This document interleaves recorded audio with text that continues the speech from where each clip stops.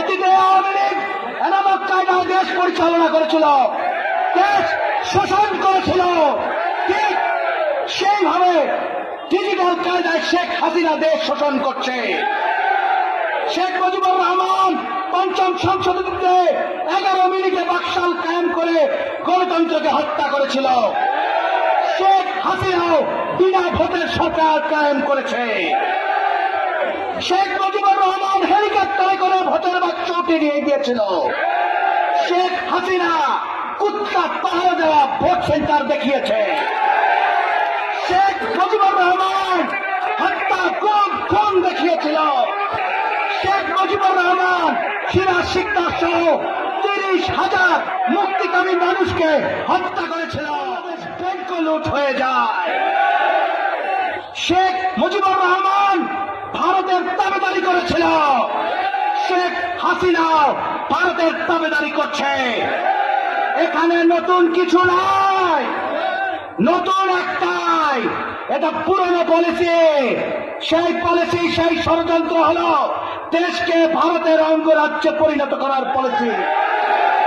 আমি আমার তরুণ ভাইদের উদ্দেশ্যে বলতে চাই, এই দেশ খয়রাতে পাওয়া দেশ না, এই দেশ ভিক্ষায় পাওয়া দেশ না, এই দেশ 30 লক্ষ শহীদের রক্তে অর্জিত এই দেশ। এই দেশকে কি কারো হাতে তুলে দিবেন নাকি? খালেদা জিয়া কারো কোন কারণে বন্দী না। খালেদা জিয়া বন্দী ভারতের স্বার্থ রক্ষা করবে না, উনি দেশের স্বার্থ রক্ষা করবে, এই কারণে বন্দী। আওয়ামী লীগ রাজনীতি করে শুধু ক্ষমতায় টিকে থাকার জন্য।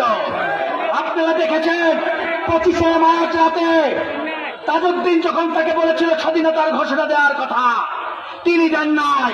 তিনি বলেছিলেন নাকে তেল দিয়ে ঘুমা। আর ঠিক সেইভাবে তিনি স্বাধীনতার ঘোষণার কথা বলতে পারেন নাই। স্বাধীনতার ঘোষক আমার নেতা শহীদ রাষ্ট্রপতি জিয়াউর রহমান। তাই তার স্ত্রী, তার সহধর্মিণী এই গণতন্ত্রের ধারক বাহক, এই স্বাধীনতার সার্বভৌমত্বের ধারক বাহক, এই 20 কোটি মানুষের আশা আকাঙ্ক্ষার প্রতীক দেশনেত্রী বেগম খালেদা জিয়া। এই যে পরিকল্পিত বিডিআর হত্যা থেকে শুরু করে, শিক্ষা ব্যবস্থা থেকে শুরু করে, অর্থনীতি থেকে শুরু করে সব কিছু আজকে বিকিয়ে দিয়েছে। প্রশ্ন এখানে না, প্রশ্ন অন্যখানে। প্রশ্ন আমরা এই মোবাইলের ভিতরে কতদিন ঢুকে থাকবো? আমরা কতদিন মোবাইলে ফেসবুকে রাজনীতি করব? আমাদের কি রক্ত গরম হয় না? আমাদের পূর্বজেরা নিজের জীবন বাজি রেখে এই দেশকে একটি স্বাধীনতা এনে দিয়েছে, এই দেশের একটি লাল সূর্য এনে দিয়েছে, এই দেশের একটি পরিচয় এনে দিয়েছে। আপনারা কি বসে থাকবেন? সুযোগ এসেছে আপনাদের এই স্বাধীনতা সার্বভৌমত্বকে বজায় রাখা। এর জন্য প্রয়োজন দেশনেত্রী বেগম খালেদা জিয়ার মুক্তি।